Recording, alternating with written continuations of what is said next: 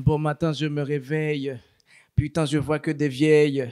Hangover narayenishe, diving kuri dance yarayabishe. Abana b'ingozi barihe, ntabahari reka twinywere. Baduhe those turihe the machine nawe twihereye beat. Yep, abana b'ingozi turi hano stick. Bien sana. Hey guys, nibaza ko mwebwe mwese mudukurikirana mumeze neza. Nyitwa Marvin Lee, neza na neza turi muga Timatimu no musi turi kumwe n'umutumire wacu ni Stick. Stick ndakura mu kica. Yes, I am good bro. Good now. Safi sana amakuru y'imisi. Yose ni meza from. Stick ari mu biki? Stick ari muhira. Gusa umuziki? Mu muziki ndiko ndategura gusora album. Deja na bro imaze imyaka myinshi ya birashika bro urazi nyene urahura n'ama struggles menshi ariko you keep going so struggle nibaza kari nyinshi kuri Stick ariko kandi Stick tugarutse umuntu akubwiye ngo Stick warabuze canke Stick warazimye vyakira gute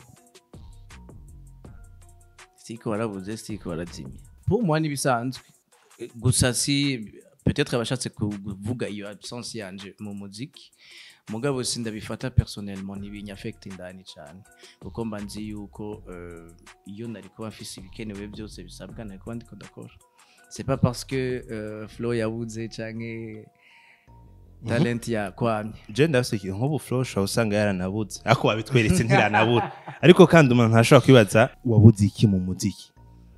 Bon, ncamvuga story ndende ndayivuge yose gatonyi gusa utuntu nka dutatu uvuga ko wabuze. Bon, ikintu cabaye nuko ahanini ubwa mbere je me suis retiré de la musique par ma propre volonté. Umuziki ntiwari wananiye nta na kimwe tout était bien mugabo nari nkeneye kuhokadra ubuzima bw'iwanje ndondera intumbero nitore vy'ukuri kuko nari n'exista nk'uwo exista gusa mu muziki nuko ubuzima butagizwe n'ivyo gusa après hageze igihe rero ngira comeback cyasanga hariho ibintu nari mfise kera ntagifise kibiki bisigura abantu kera nevoluwa muri Overdue team donc hariho utubazo tumwe tw'uburyo tutari tuhari n'abantu bagufasha gupanga akazi kiwawe donc naje kwiro turasanga ndi alone umuntu umwe wenyine nategeza gukora byose umuntu aca yibaza kubera ukora icyo ukora kubera usanzwe uririmba ubikora kubera iki. Bon ndirimba first kubera niyo façon yanje ku exprimer ko ndiko ndabaho niyo meilleure expression fise yo ku exprimer ko ndiko ndabaho hanyuma naje gusanga rero mu nyuma byara bifasha n'abandi birafasha n'abandi bumviriza umuziki ko ndaronka ama commentaires positifs hanyuma n'ibindi nagiye mbona ubu hariho n'abaririmbyi benshi bamaze kumbwira ati bro jewe tu m'as inspiré ntabyo ubwa mbere nari ntinya kubikora ariko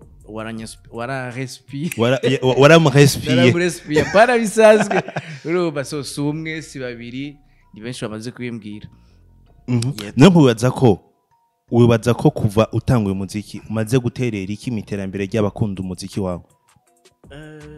Bon je nibaza ko ikintu ca mbere naterereye nuko j'ai toujours été moi-même sivyo j'ai jamais sinigeze ngerageza gusa n'undi muntu donc nibaza yuko ni nka kujya wowe ufite amashugwe yose asa na bleu hakacaza irindi rya rouge donc j'ai apporté ma touche personnelle musicale hama nibaza ko quand même ari ico byahinduye rap francophone mon style et tout ça nibaza ko byazanye yindi image itari isanzwe ihari.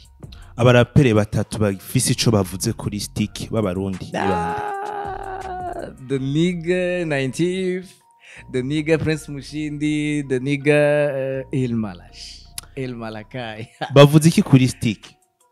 Umwe wese ndamukundira uko ari nyene uko ameze 90 ikintu ca mbere ndakunda jeu de mots yiwe ndakunda ingene yubaka text hariho ibintu bimwe byinshi mpora mbona ko abandi atari benshi babigira hanyuma Prince Mushindi n'umukubaganye Prince Mushindi arakubagana kuri beat ku buryo uvuga aya maflow agapezi kariko kayakura he donc bon Prince Mushindi n'umufata nk'umudribbleur arafite du technique twinshi two kugira kuri beat hanyuma Malachi nawe je nibaza yuko atoguma mu ndirimbo gusa yoja no mu kwandika ibitabo parce que il a une tête yuzuye arafite ibintu byinshi yoduha Malachi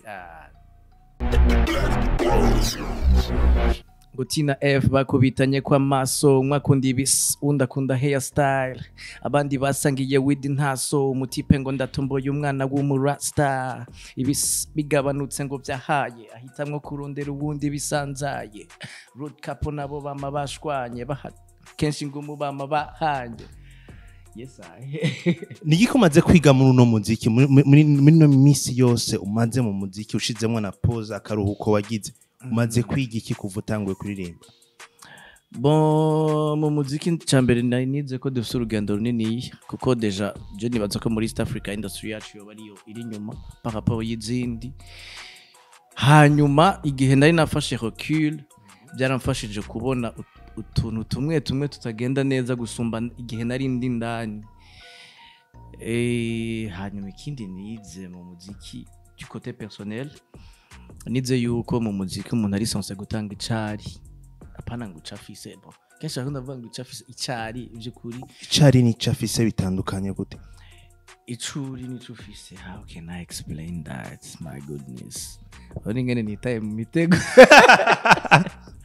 Bon, icuri novuga ngo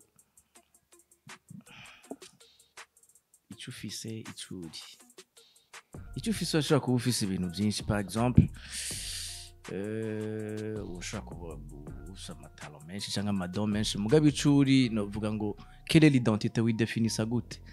Identité yiwawe nyene niyo umuntu aba akwiriye gutanga. Par exemple nivuge jewe ngira niho bica byoroha je ndi umuntu akunda ukuri. Des fois hari igihe ndeka kuvuga kubera nzi yuko ivyo ngomba kuvuga biraza kuderanja abantu kuko hari abantu kenshi bataba bakunda ukuri canke bataba bari prêt kwakira ukuri. Donc hako ntavuga ukuri je mpitamo guhora.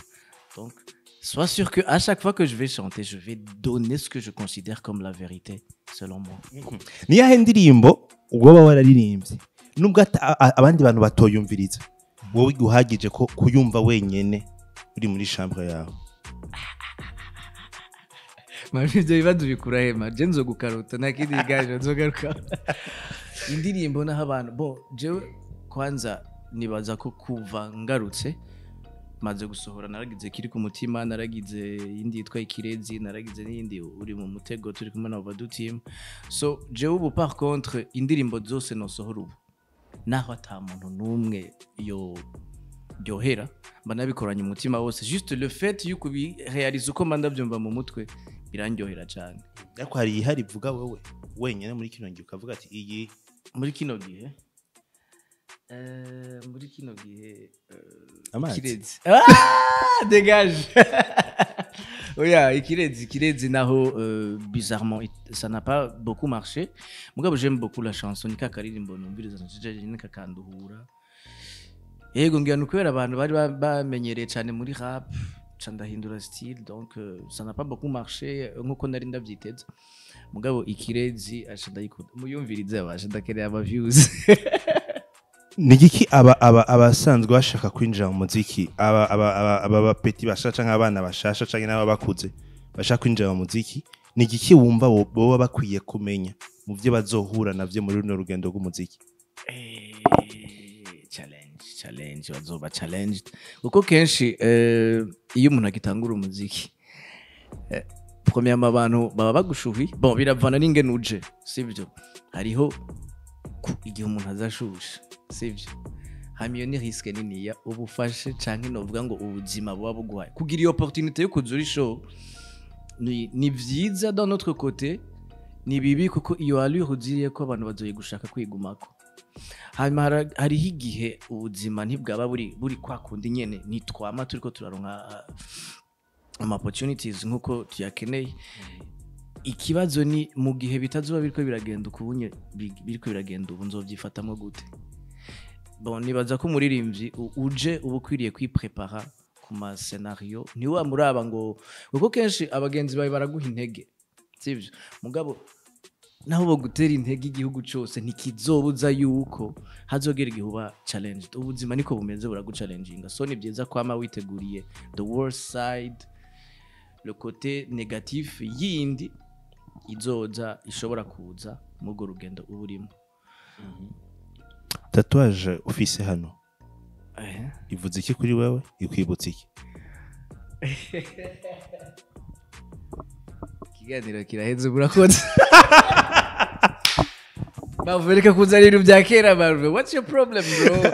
Ngo itatuaje inyibutsa igihe nari numva yuko bon narigeze kuba muri level ya Starship, numva umengo ntaco ngishaka byose narakwije, so je pouvais me permettre tout ce que je voulais, tout ce qui me passait à la tête narabikora, mais je regrette rien, je précise bien, nta kintu na kimwe regrette mu buzima, nakoze icyo ndarishaka gukora.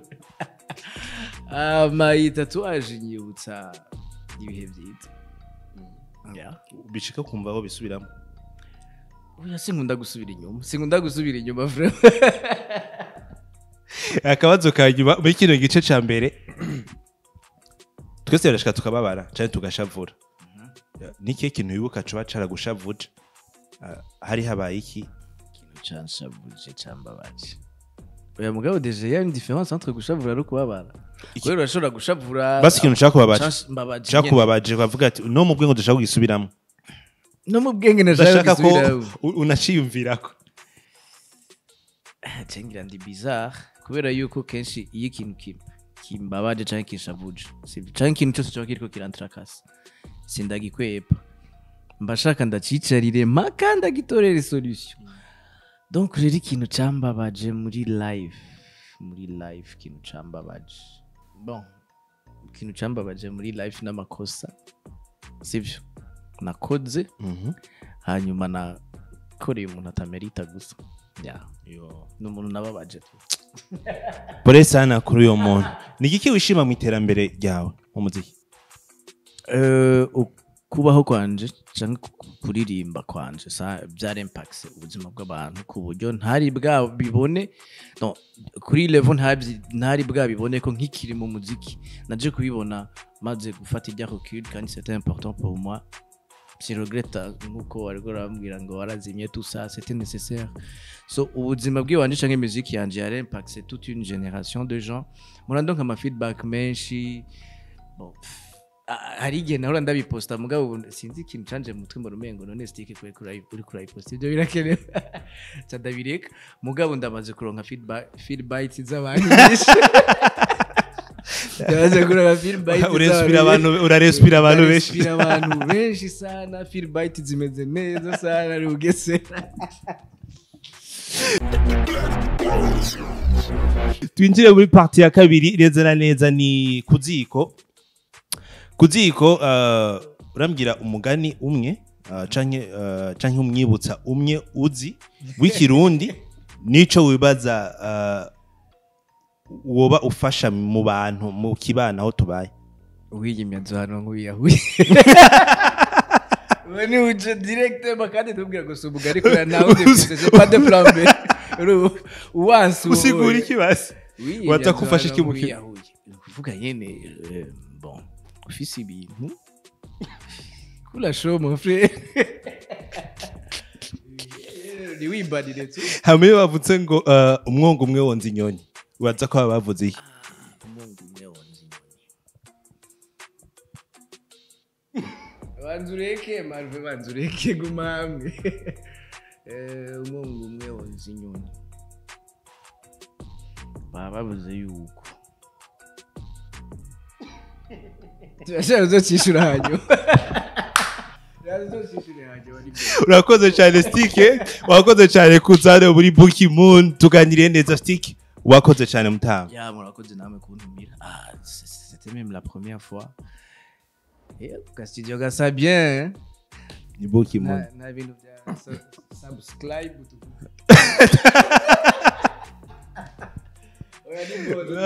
ni bon, ça va. Wakoze cyane Stick. Yeah, thank you bro, thank you. Nanje ndabashimiye ko mwadukurikiranye. Ako basezere neza. Ni kintu gishasha batarumva cha Stick je ndavuyemo kibasigiye. Usize mu mutego bon. Ikintu gishasha batarumva okay. Kwari byinshi tout en album.